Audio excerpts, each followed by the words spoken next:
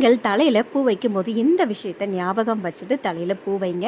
First நீங்கள் பூ வைக்கும்போது அது சின்ன துண்டு பூவாக இருந்தாலும் சரி, அதிக அளவில் நீங்கள் வச்சுருந்தாலும் சரி, முதல்ல உங்கள் வீட்டு பூஜை அறையில் இருக்கிற விநாயகர், குலதெய்வம், மகாலட்சுமி அல்லது அம்மன் படங்களுக்கு நீங்கள் ஒரு சின்ன துண்டு பூவாவது வச்சுட்டு அதுக்கப்புறம் நீங்கள் தலைக்கு வைங்க. இது எப்போ நீங்கள் பூ வைக்கிறதா இருந்தாலும் இதை நீங்கள் ஃபஸ்ட்டு பண்ணிவிட்டு பண்ணுங்கள். அது உங்கள் வீட்டில் யாராவது சுமங்கலி பெண்கள் இருக்கிறாங்க, அல்லது வயசுக்கு வந்த அந்த பெண்கள் யாராவது இருக்கிறாங்க, அல்லது சிறு பெண் குழந்தைகள் இருக்கிறாங்க அப்படின்னா கண்டிப்பாக அவங்களுக்கு பூ கொடுத்துட்டு தாங்க நீங்கள் தலையில் வைக்கணும். அவங்கள பார்க்க வச்சுட்டு நீங்கள் அவ்வளோ பூவுமே அந்த மாதிரி தலையில் வைக்கக்கூடாது. கண்டிப்பாக அவங்களுக்கு பூ கொடுத்துட்டு அதுக்கப்புறம் தான் நீங்கள் வைக்கணும். இதை அதிக அளவில் நிறைய பேருமே ஃபாலோ பண்ணுறதை நீங்கள் பார்த்துருப்பீங்க.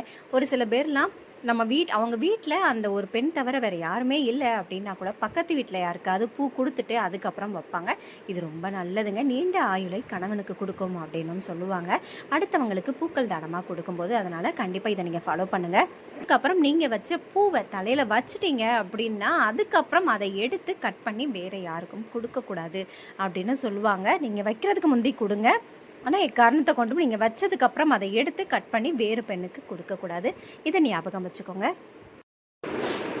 நீங்கள் முந்தைய நாள் பூ வச்சுருக்கீங்க அப்படின்னா காலையில் எழுந்த உடனே அந்த காய்ந்த பூவை எடுத்து போட்டுட்டு அதுக்கப்புறம் நீங்கள் வாசல் தெளிக்க போங்க. அந்த தலையில் அந்த காய்ந்த பூக்கள் இருக்கும்போதே அப்படி நீங்கள் வாசல் தெளிக்காதீங்க. இதையும் ஞாபகம் வச்சுக்கோங்க. அதுக்கப்புறம் ஒவ்வொரு பௌர்ணமி தோறும் மகாலட்சுமி கோயில் அல்லது அம்மன் கோயில், பெருமாள் இந்த மாதிரி கோவிலுக்கு நீங்கள் மல்லிகைப்பூ, துளசி, மறிக்கொழுந்து, பன்னீர் ரோஜா இந்த மாதிரி பூக்களை தொடர்ந்து நீங்கள் 7 வாரம் 11 வாரம் கொடுக்கும்போது நிச்சயமாக நம்ம லைஃப்பில் அதிர்ஷ்டம் வரும் அப்படின்னும் சொல்லப்படுது.